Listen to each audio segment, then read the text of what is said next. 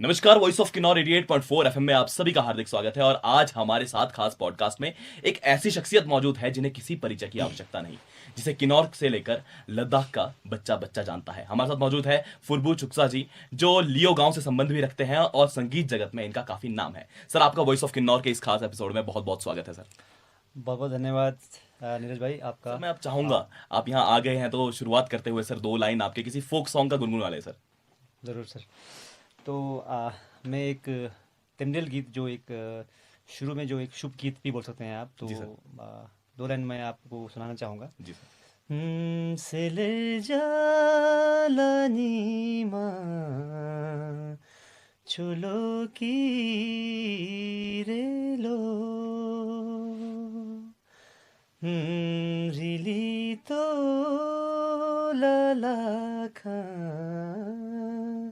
डावारिलो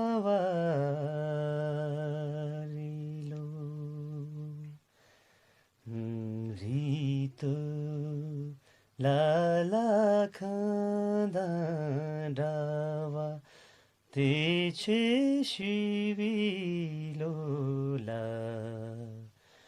यहाँ लाजी जलजे चुनारिलो।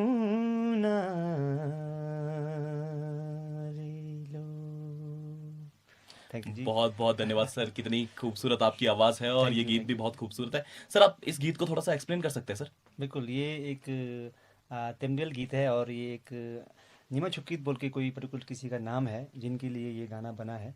तो सेजा नीमा छुक्कीत जो है वो एक मतलब आप कह सकते हैं कि जितर तो लाखंग मतलब एक पहाड़ी के ऊपर बहुत ही एक सुंदर सा मतलब मंदिर कह सकते हैं आप। जी तो सर।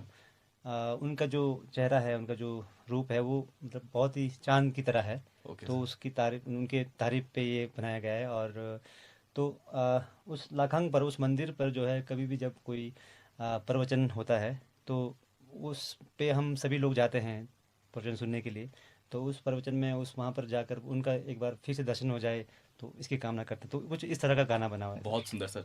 सर, आपने पहले कैसेट के दौर में कार्य किया है सर। जी बिल्कुल। उसके बाद सर आपने पेन ड्राइव के टाइम में भी काम किया है सर। बिल्कुल सर। जब आईपॉड्स होते थे, कान में लीड लगा के सुना करते थे, तब हाँ, भी आपने काम किया बिल्कुल है। बिल्कुल ब्लूटूथ बिल्कुल। से जब शेयर करते थे तब भी आपने काम किया है सर। तब से आपके गाने चल रहे हैं।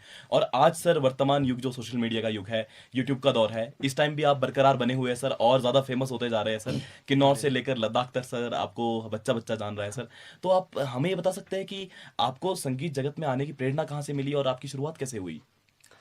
नीरज भाई बिल्कुल, ये तो अब मैं काफ़ी टाइम से हर प्लेटफॉर्म में मैं काम कर चुका हूँ। और लगभग लगभग कोई अभी तक मैं लगभग कोई 25-26 साल हो चुके हैं जो मैंने गाना शुरू किया था। तो उससे पहले अगर मैं बोलूँ कि मुझे प्रेरणा कहाँ से मिली और मैंने कहाँ से सीखा, तो ये मेरे बचपन से ही मेरे परिवार से ही ये मुझ में आया है। क्योंकि मेरे मम्मी पापा, मेरे पूरे भाई बहन सब अभी मतलब इस लाइन से मतलब वो गाते हैं। वो अभी भी जहाँ भी मतलब कोई प्रोग्राम होता है तो वो ज़रूर गुनगुनाते हैं। तो मुझे तो प्रेरणा मतलब अपने मम्मी पापा से और ख़ासकर मम्मी से। जब भी घर में कोई फंक्शन होता है या कुछ भी मतलब छोटे मोटे कुछ होता है तो मम्मी मतलब पुराने पुराने गीत जैसे जो जो मैं आपको मैंने अभी जो पहले सुनाया था, जी सर। तो कुछ और तेंदुल गीत और बहुत सारे गीत जो है मम्मी मतलब गाते थे। तो उनमें से एक पर्टिकुलर गीत मम्मी हमेशा गाती थी। तो वो गाना मैंने उनसे सुनते सुनते ही मैंने बचपन में ही सीख गया था वो वाला। जी सर। तो मैं अभी भी कहीं भी कोई फंक्शन होता है तो मैं उस गाने को ज़रूर गुनगुनाता हूँ। तो ये आप कह सकते हैं कि मतलब मुझे वो जो प्लेटफॉर्म है वो घर से ही मिला है। जी सर। तो आप यही बोल सकता हूँ मैं। तो सर, वो गीत जो है वो कोई फोक सॉन्ग है सर? फोक सॉन्ग बिल्कुल, तो वो सर भी उसके भी दो पुराना लाइन गीत है। गुनगुना लीजिए सर। ज़रूर। लामा उमारुनी तो लोजुं 텝수 타테나 게레중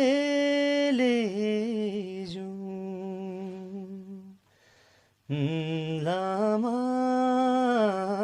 우마루니 토로중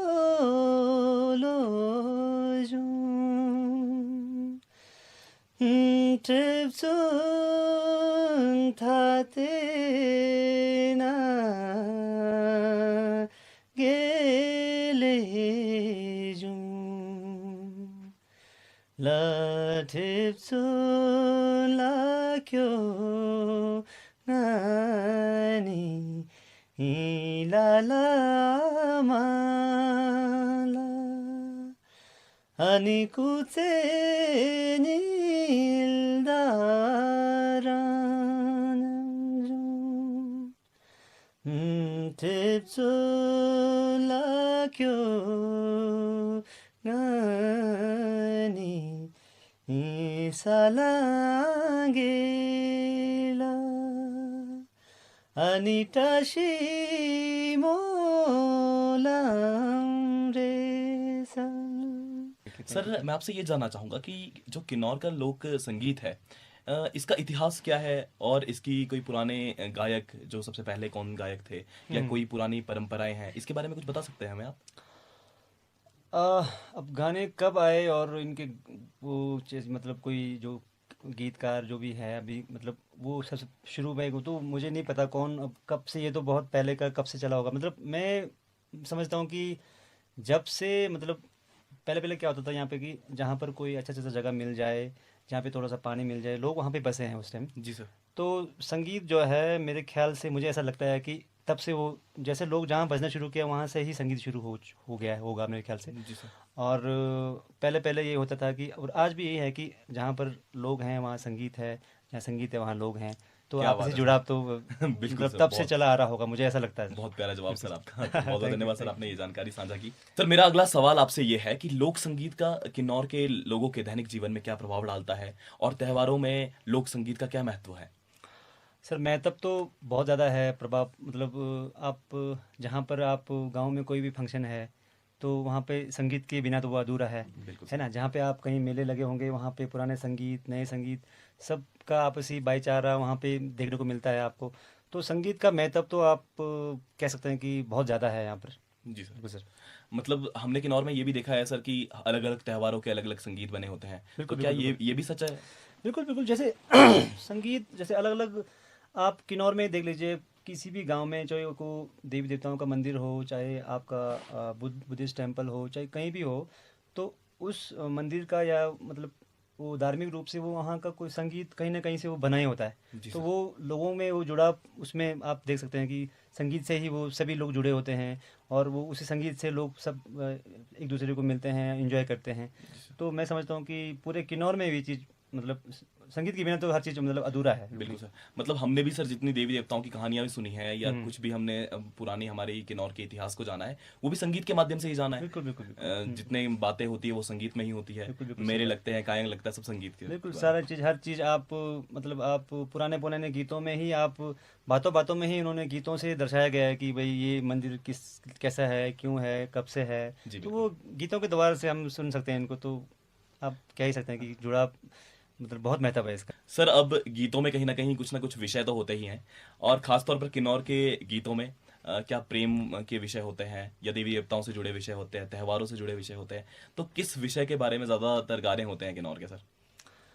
ज़्यादातर तो धार्मिक गीत पुराने पुराने उसमें तो अब प्रेम वाले तो पुराने गीतों में भी पाया जाता है उसमें जैसे जी आपको सर। मैंने शुरू में ही जो तिमरल गीत गाया था जी सर। उसमें भी एक प्रेम का ही गीत वो एक प्रतीत होता है कि एक नीमा चुकित के लिए किसी ने मतलब वो गाना बनाया है और जी उनके सर। दर्शन बार बार हो इसकी कामना वो कर रहे हैं जी तो सर। प्रेम का तो है ही है और धार्मिक भी मैं समझता हूँ कि धार्मिक भी हर गाने में धार्मिक गीत होते ही होते हैं और देवी देवताओं के ऊपर भी गीत बने होते हैं तो आप गीत तो आप मतलब ऐसा ले लो कि किसी भी उसमें आप जैसे चल रहे हो कोई आपका बाहर कोई वातावरण है तो आप संगीत हर कहीं बन जाता है इस तरह से जी सर। तो हर उसमें मतलब संगीत है मेरे को मैं ऐसा समझता हूँ मतलब सर किन्नौरी संगीत सभी तरह के संगीत का बिल्कुल मेल बिल्कुल जोल है, मेल जोल है हर प्रकार के विषय इसमें है। बिल्कुल बिल्कुल जी सर सर।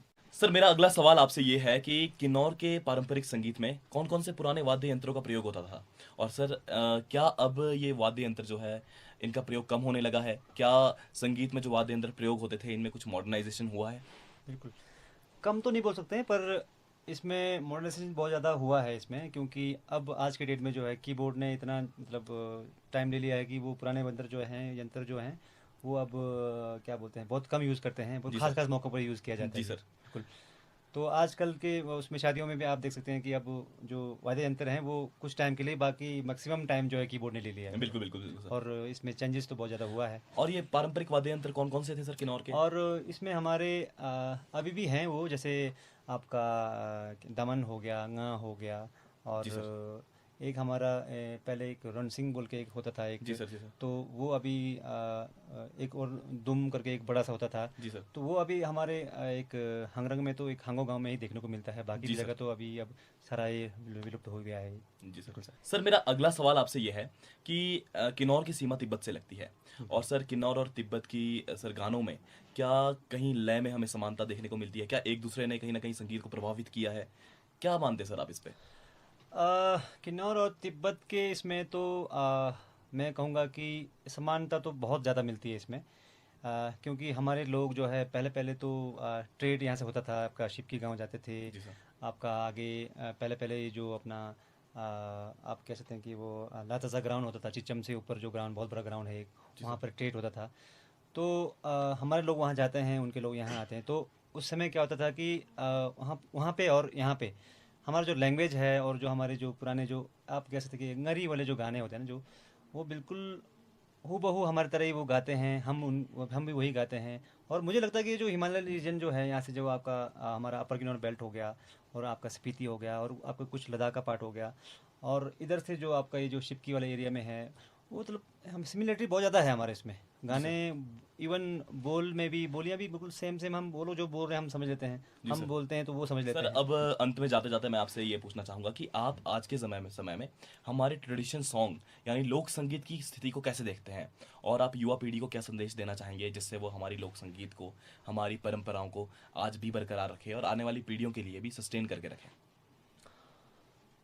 लोक संगीत के बारे में तो मैं अपने खुद के पीढ़ी में ही आपको अगर कहूँ तो अब हम बिल्कुल बहुत ही डाउन उसमें चले गए हैं जी कि सर। अब हम जो सीखना चाह रहे हैं, अगर हम थोड़ा बहुत भी अगर रख पाए तो वो हमारे लिए एक अचीवमेंट रहेगा, क्योंकि जो हमारी जो पीढ़ी है अभी वो कुछ हद तक मतलब सीखने की कोशिश कर रहे हैं। जी सर। तो अगर हमारे बाद, अगर जो हमारे से जो बाद वाली जो पीढ़ी आएगी, तो उसमें मुझे लगता है कि हमारे से भी और कम हो जाएगा, तो जी ये सर। विलुप्त की तरफ तो जा ही रहा है। पर मैं अपने जितने भी हमारे जो यंग है, हमारे आजकल की जो नई पीढ़ी है, उसको मैं यही कहना चाहूँगा कि पुराने गीतों को, लोक संगीत को अगर आप संजो के रखेंगे तो पहचान हमारी वहीं से है। जी और सर, अगर बिल्कुल। उसको हम संजो के नहीं रख पाएंगे तो हमारा कोई मतलब अस्तित्व भी नहीं रहेगा। बिल्कुल सर। हम क्या हैं, हम कोई हमें नहीं जान पाएगा। जी तो सर। मेरा तो यही यंग ब्लड से यही निवेदन है कि आप चलो नए को अडॉप्ट कर रहे हैं आप, ठीक है उसको कर लिए, पर पुरानों को आप बिल्कुल ना भूल कर उसको समावेश करते हुए उसको साथ में लेके जाएंगे तो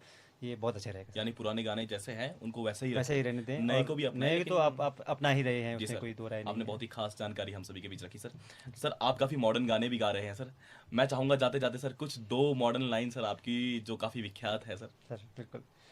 तो आजकल एक मेरा एक मतलब गीत है जो बहुत ही लोग पसंद कर रहे हैं, जी सर। जिसको आप कसे कसे के नाम से भी देख सकते बिल्कुल हैं सर, सुना ही बिल्कुल। होगा उसमें। सभी ने सुना होगा तो सर ऑब्वियसली। उसके दो लाइन में आपको अभी सुना देता हूँ। बिल्कुल sir. Hmm, Simjola kungitana patan gora desho shivara. Ah, rangrik patan simjo no mongo rang kase kase sya. Simjola kungitana patan gora desho shivara. Ah, rangrik patan simjo no mongo rang kase kase sya. Action la kongitana baldev action de shoshivara. Ah, Leo baldev action no mongurang kase kase sya. Action la kongitana baldev action de shoshivara. Ah, Leo baldev action no mongurang kase kase sya. कुछ इस तरह से ऐसा ही क्या है बात है sir, थोड़ा। बहुत ही थैंक यू, सुंदर सर, बहुत सुंदर। Thank you, thank you. बहुत बहुत धन्यवाद सर, अब आप आपका यहाँ भी आए सर। चलिए बने रहिए वॉइस ऑफ किन्नौर 88.4 एफएम के साथ और आगे भी हम ऐसे खास शख्सियत से आप सभी को रूबरू कराते रहेंगे। धन्यवाद।